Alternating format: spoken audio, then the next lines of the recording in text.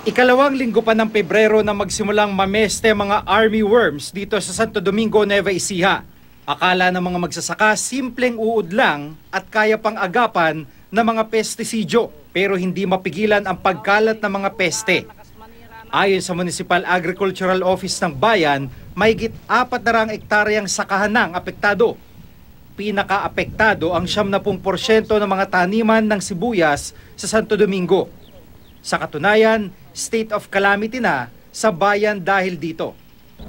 Tinitingnan po namin dito yung sa climate change kasi talagang iba na yung panahon natin ngayon. And then ito kasing mga farmer namin na ito, nagtanim ng sibuyas, namunla ng sibuyas noong December. And nung time na yon, nagkaroon po ng bagyong Nona. So nabaha sila, nasira lahat yung sibuyas nila, bumaha po sa lugar na to. And then nasira nga yung sibuyas at ngayon naman bago anihin, uod naman po ang dumating.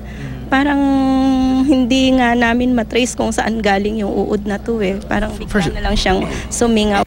Nananawagan naman ng tulong sa Department of Agriculture ang mga apektado magsasaka. Sana po ang magsasaka na po ng Santo Domingo po tulungan po nila sa mga ganitong mga sitwasyon. Kasi nga po, wala po kaming asahan po talaga sa ngayon, kundi sa pananim lang po na yan. Kaya nga po sana, humingi ka po nanawagan po kami sa Department of Agriculture na sana tulungan po kami. Sa ngayon, pinaararo na ng Municipal Agricultural Office ang lahat ng lupang apektado para mamatay ang mga army worms.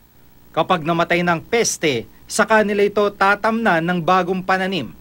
Bago isailalim sa state of calamity ang Santo Domingo, isinailalim din sa state of calamity ang kalapit na bayan ng Bungabon nung nakarang linggo. Sinira kasi ng mga army worms o tinatawag na harabas ang 70 hektarya ng mga pananim. Nasa 100 naman ang bilang ng mga magsasakang apektado ng pamiminsala ng mga peste sa naturang bayan. Giga Manica, GMA News.